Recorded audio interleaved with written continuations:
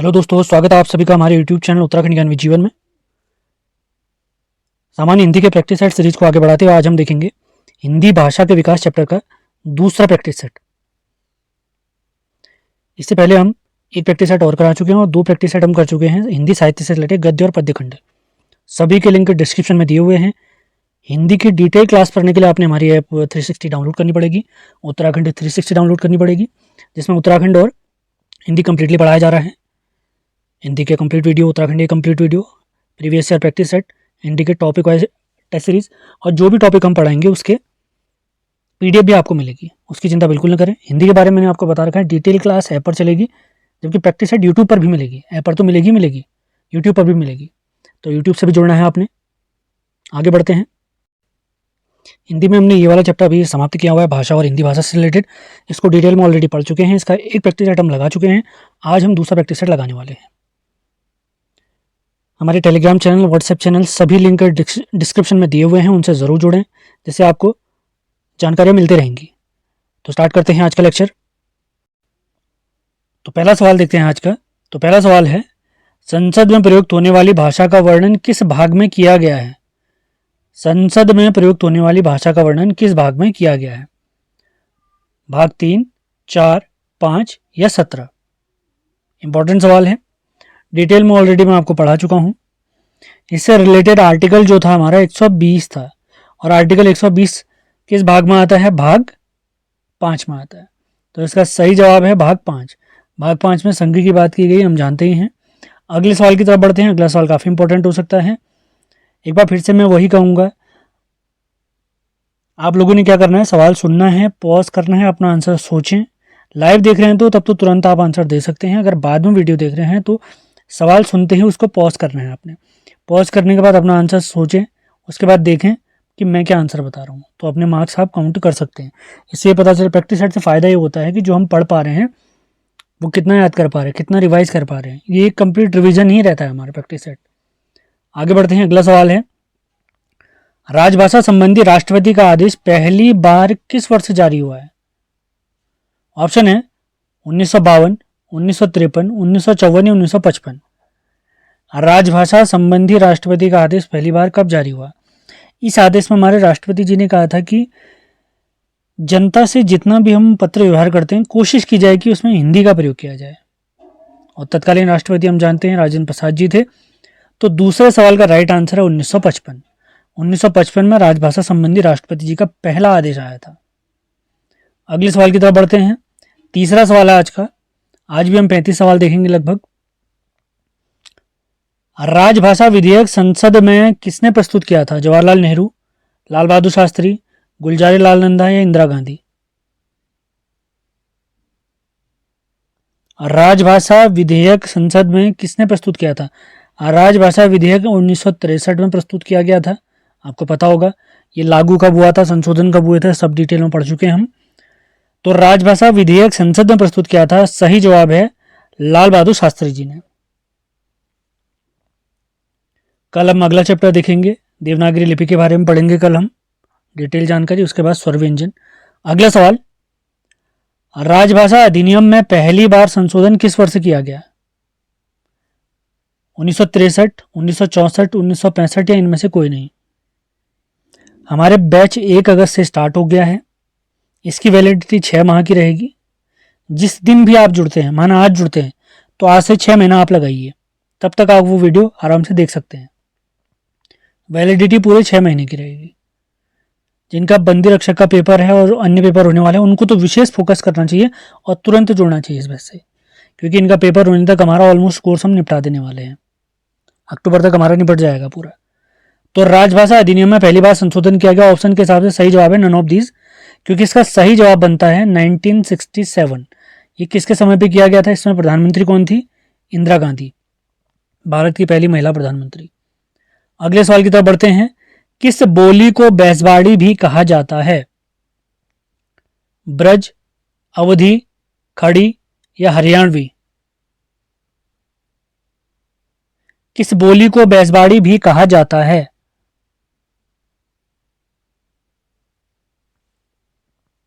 सही जवाब है अवधी, और इसका एक और नाम है कोसल। या कौशल भी कह सकते हैं, कौशल भी इसका एक नाम है, याद रखेंगे। अगला सवाल काफी इंपॉर्टेंट है। खड़ी बोली के जनक किसे माना जाता है? जायसी और रसखान, कबीरदास या इनमें से कोई नहीं। चौथा ऑप्शन है इनमें से कोई नहीं। खड़ी बोली के जनक किसे माना जाता है? तो छठे क्वेश्चन का सही जवाब है इनमें से कोई नहीं, क्योंकि इसका सही जवाब बनता है अमीर खुसरो। अमीर खुसरो, याद रखेंगे, छठे सवाल का सही जवाब है अमीर खुसरो। सातवां सवाल देखते हैं। ब्राचड़ अपभ्रंश से किस बोली का विकास हुआ है? ऑप्शन है सिंधी, जयपुरी, मालवी या इनमें से कोई नहीं। ब्राचड़ अपभ्रंश से किस बोली का विकास हुआ है? अपभ्रंश के अलग अलग भाग देखे थे हमने। सौरसेनी देखा था, मागधी देखी थी, अर्धमागधी देखी थी, उसके बाद खस देखी थी, ब्राचड़ देखी थी और महाराष्ट्र देखी थी। तो ब्राचर अपभ्रंश से किस बोली का विकास हुआ अगर पूछेंगे तो सही जवाब है सिंधी। सिंधी बिल्कुल सही जवाब है। अगला सवाल काफी इंपॉर्टेंट हो सकता है आगामी परीक्षाओं के लिए। टकनौरी गढ़वाली किस जिले में बोली जाती है? ऑप्शन है चमोली और रुद्रप्रयाग, टिहरी या उत्तरकाशी।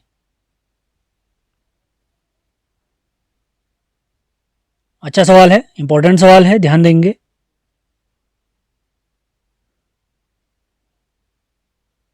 टकनौरी गढ़वाली किस जिले में बोली जाती है? तो आठवें सवाल का हमारा राइट आंसर है। सवाल को इंपॉर्टेंट जरूर करें। Uttarkashi is the right answer. Uttarkashi में बोली जाती है ये, यानी गढ़वाली बोली के अंतर्गत आएगी ये। अगला सवाल देखते हैं, 9वें सवाल की तरफ बढ़ते हैं। लोबिया गढ़वाली किस जिले में बोली जाती है? लोबिया गढ़वाली किस जिले में बोली जाती है? उत्तरकाशी, पौड़ी, टिहरी या इनमें से कोई नहीं। लोबिया गढ़वाली।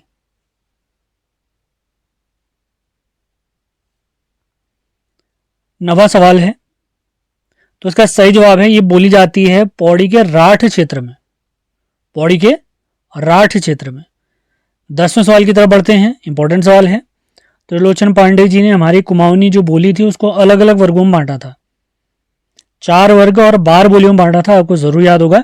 तो उसी से रिलेटेड सवाल है, उत्तरी कुमाऊनी वर्ग में शामिल कौन सी बोली है? इनमें से कौन सी बोली उत्तरी कुमाऊनी वर्ग में शामिल है? ऑप्शन है दानपुरिया, सिराली, चौगरखिया या जोहारी। डिटेल में ऑलरेडी हम पढ़ चुके हैं। यहां मेन फोकस हमारा है क्वेश्चन आंसर पर।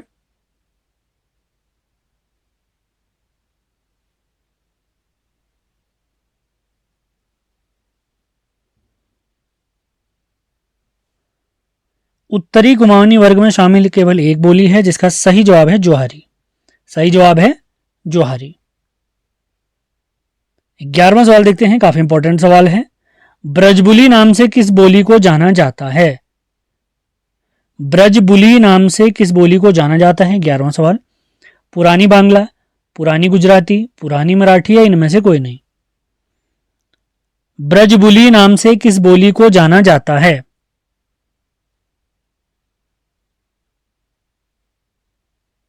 तो ब्रज बोली को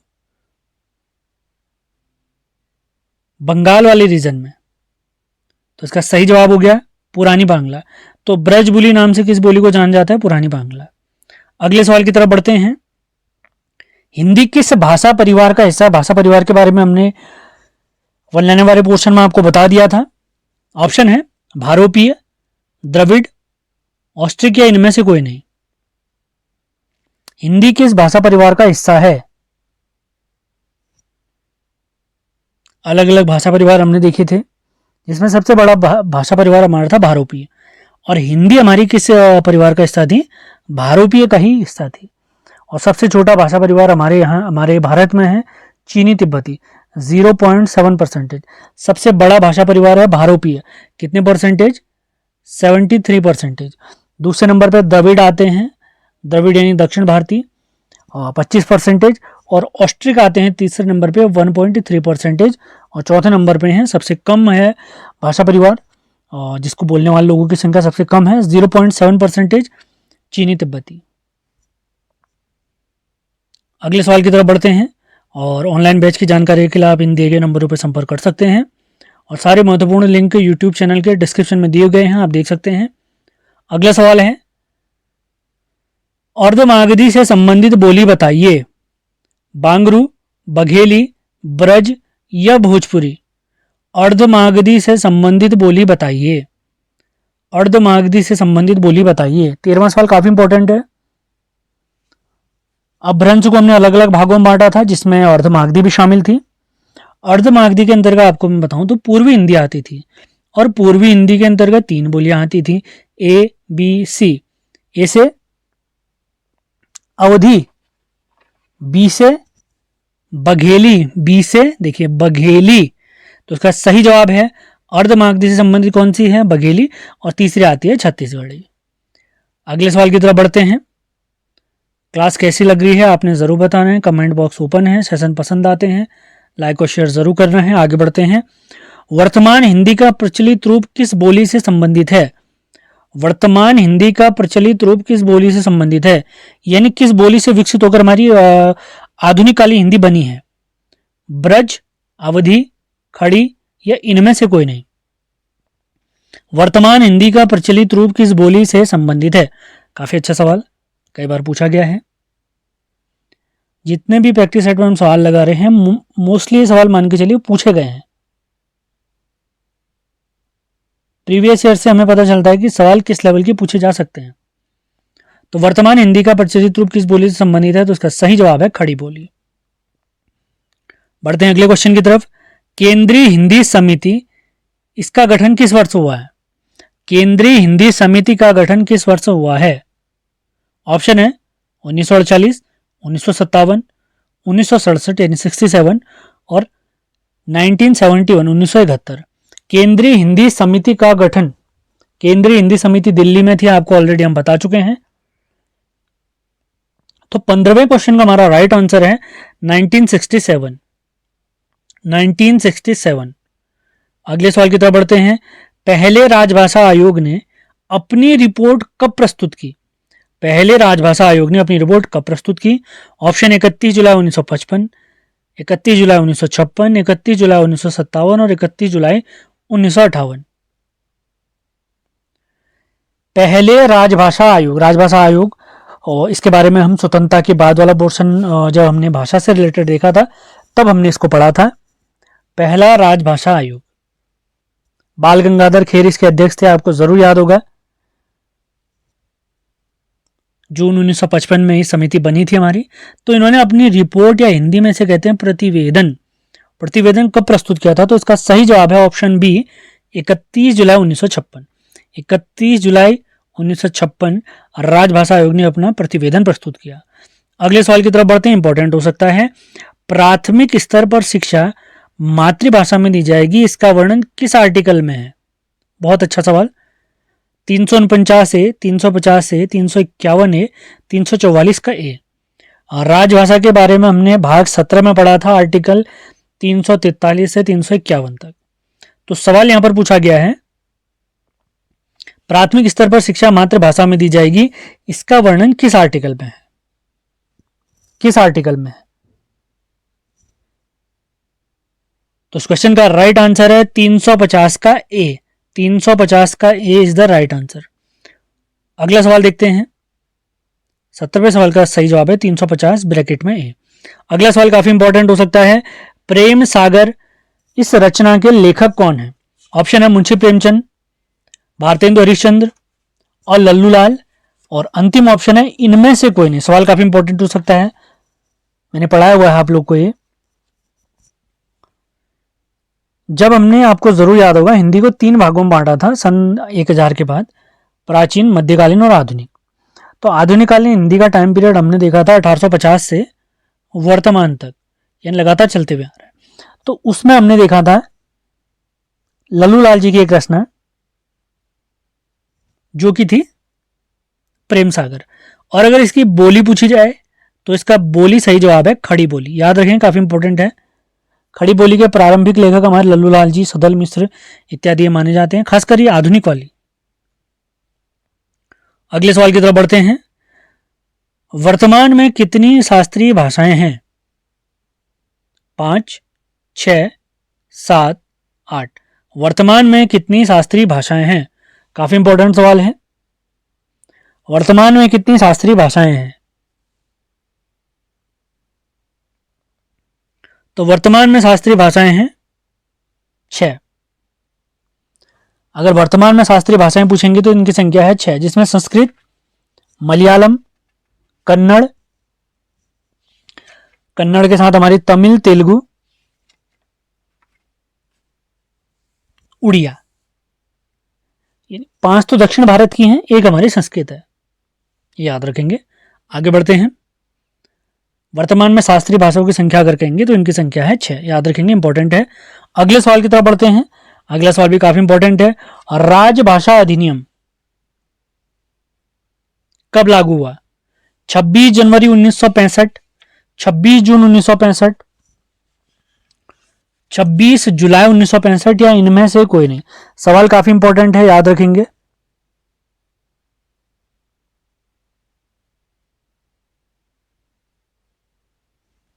राजभाषा अधिनियम, राजभाषा विधेयक 63 में आया था, हमने ऑलरेडी पढ़ा हुआ है। 65 में लागू हुआ था, 67 में इसमें संशोधन हुआ था। तो ये लागू किस दिन से हुआ था, ये पूछा गया सवाल हमसे। इंपॉर्टेंट सवाल हो सकता है।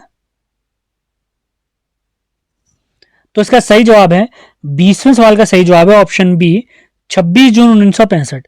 26 जून 1965। अगले सवाल की तरफ बढ़ते हैं, सवाल को इंपॉर्टेंट कर दें। ब्रज को अंतर्वेदी नाम किसने दिया है? ब्रज जो बोली या भाषा हमारी है उसको अंतर्वेदी नाम किसने दिया है? ऑप्शन है गियर्सन, राहुल संकीर्तन और रेमंड या मनुची। सवाल काफी इंपॉर्टेंट हो सकता है। ब्रज को अंतर्वेदी नाम किसने दिया है? ब्रज को अंतर्वेदी नाम किसने दिया है? तो सही जवाब है गियर्सन, जिसने हिंदी को आम बोलचाल की भाषा भी कहा था, याद आ रहा होगा आपको। अगला सवाल देखते हैं। संसदीय राजभाषा समिति किस वर्ष गठित हुई? संसदीय राजभाषा समिति किस वर्ष गठित हुई? संसदीय राजभाषा समिति, ऑप्शन है 1955, 1956, 1957 और 1963। संसदीय राजभाषा समिति, संसदीय राजभाषा समिति कब गठित हुई? सवाल इंपॉर्टेंट है। अभी आयोग देखा था, अभी समिति के बारे में पूछा जा रहा है। इसे गोविंद बल्लभ पंत समिति भी कहते हैं क्योंकि ये इसके अध्यक्ष थे। तो संसदीय राजभाषा समिति अगर पूछते हैं इसका गठन कब हुआ है, तो इसका गठन हुआ है नवंबर 1956, 1956। अगर पूछा जाए इन्होंने रिपोर्ट कब प्रस्तुत की है, तो इन्होंने अपनी रिपोर्ट प्रस्तुत की है 1959 में, फरवरी में 1959 को इन्होंने अपनी रिपोर्ट प्रस्तुत की है। अगले सवाल की तरफ बढ़ते हैं, 23वें सवाल की तरफ। चित्रावली पुस्तक के लेखक कौन है? चित्रावली पुस्तक के लेखक कौन है? ऑप्शन है जायसी, उस्मान, कुतुबन या आलम। जायसी, उस्मान, कुतुबन या आलम। किताब का नाम है चित्रावली।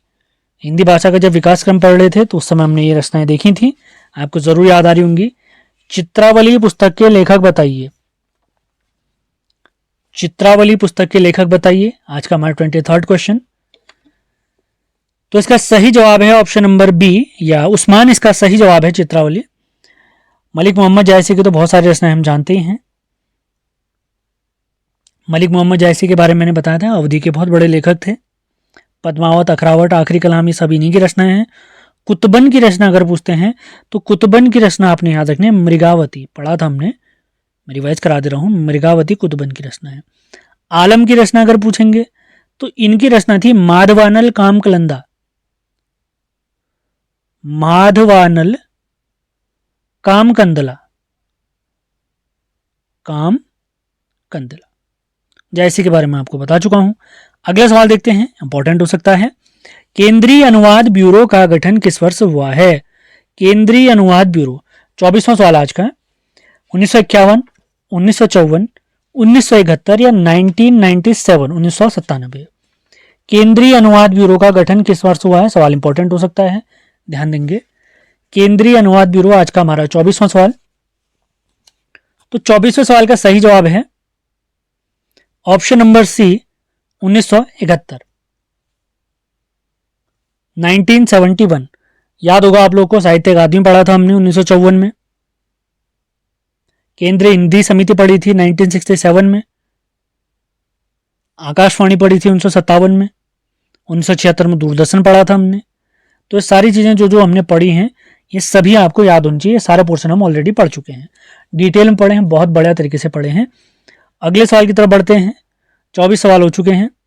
25वें सवाल की तरफ बढ़ते हैं। इंपॉर्टेंट सवाल है, रानी केतकी की कहानी इसमें जो प्रयुक्त भाषा है उसका नाम बताना है। ब्रज, अवधि, खड़ी या प्राकृत। रानी केतकी की कहानी रचना में प्रयुक्त भाषा बताइए। 25वां सवाल, सही जवाब है खड़ी बोली। इसके राइटर कौन थे? इंशाअल्लाह खान इसके राइटर थे। अगले सवाल की तरफ बढ़ते हैं। सवाल इंपॉर्टेंट हो सकता है। 26वां सवाल देखते हैं। 26वां सवाल है,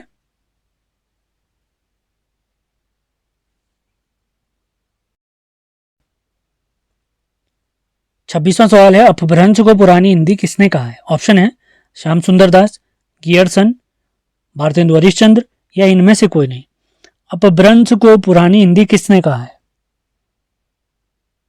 अपभ्रंश को पुरानी हिंदी किसने कहा है? तो इसका सही जवाब है गियरसन। 26वें सवाल का सही जवाब है गियरसन। अगले सवाल की तरफ बढ़ते हैं। अपभ्रंश की उत्तरकालीन अवस्था का क्या नाम है?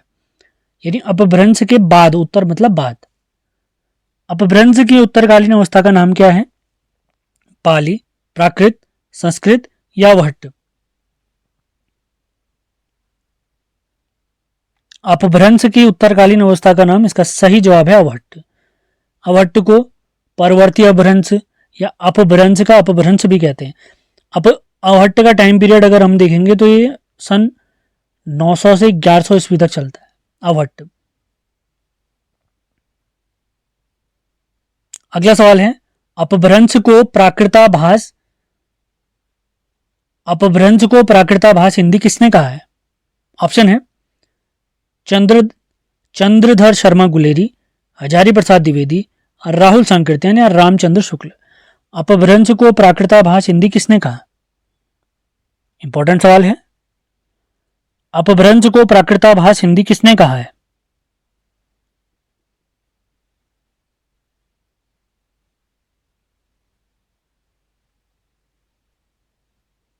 तो इसका सही जवाब है रामचंद्र शुक्ल जी, आचार्य रामचंद्र शुक्ल जी ने। अगले सवाल की तरफ बढ़ते हैं। 29वां सवाल, बिहारी, बांग्ला, असमिया, उड़िया का विकास किस अपभ्रंश से हुआ है? सौरसेनी, मागधी, अर्धमागधी या पूर्व हिंदी। किस अपभ्रंश से हुआ है? बिहारी, बांग्ला, असमिया और उड़िया की बात की जा रही है कि इनका विकास किस अपभ्रंश से हुआ है। तो इसका सही जवाब है मागधी। माँ बाबू करके मैंने इसको याद कराया था, जरूर याद होगा आपको। BABU, BABU, और मागधी का माँ हमने पकड़ा हुआ था यहाँ पे, उससे इसको याद करना काफी इजी हो गया था। अगले सवाल की तरफ बढ़ते हैं। फोर्ट विलियम कॉलेज की स्थापना किस वर्ष से हुई है? ऑप्शन है सन 1800, 1801, 1802, 1803। फोर्ट विलियम कॉलेज की स्थापना किस वर्ष से हुई?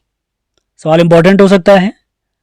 फोर्ट विलियम कॉलेज की स्थापना, अंग्रेजों ने अपने जो अधिकारी होते थे उनको स्थानीय भाषा खासकर हिंदी सिखाने के लिए फोर्ट विलियम कॉलेज की स्थापना सन 1800 में कहाँ की थी? कोलकाता में की थी। अगले सवाल की तरफ बढ़ते हैं। पश्चिमी हिंदी में कितनी बोलियां शामिल हैं? पश्चिमी हिंदी में कितनी बोलियां शामिल हैं? ऑप्शन है 3, 4, 5 या 2। पश्चिमी हिंदी में कितनी बोलियां शामिल हैं? इसका कोड हमने पढ़ा था K2B2H, तो सही जवाब 5। अगले सवाल की तरफ बढ़ते हैं। तुलसीदास जी की रचना कवितावली किस भाषा में लिखी गई है?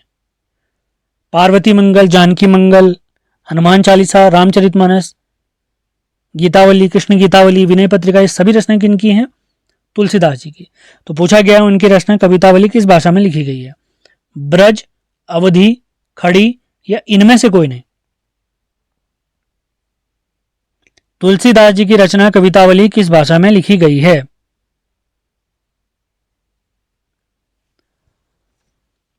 तुलसीदास जी की रचना कवितावली किस भाषा में लिखी गई है? आज के 32वें सवाल का सही जवाब है option number A. Option number A यानी ब्रज इसका सही जवाब हो गया, ब्रज। अगले सवाल की तरफ बढ़ते हैं। खड़ी बोली को सुनीति कुमार चैटर्जी ने या सुनीति कुमार जी ने क्या नाम दिया? कौरवी, रेखता, वर्नाकुलर हिंदी या जनपदी हिंदी? सवाल इंपॉर्टेंट हो सकता है। खड़ी बोली को सुनीति कुमार ने क्या नाम दिया है? खड़ी बोली को सुनीति कुमार ने क्या नाम दिया है? तो इसका सही जवाब है जनपदीय हिंदुस्तानी। जनपदी हिंदुस्तानी इसका सही जवाब है 33वें सवाल का, जनपदी हिंदुस्तानी। अगले सवाल की तरफ बढ़ते हैं। मैथिली में साहित्य सृजन करने वाले कवि बताइए। सरपा, अज्ञेय, विद्यापति या इनमें से कोई नहीं?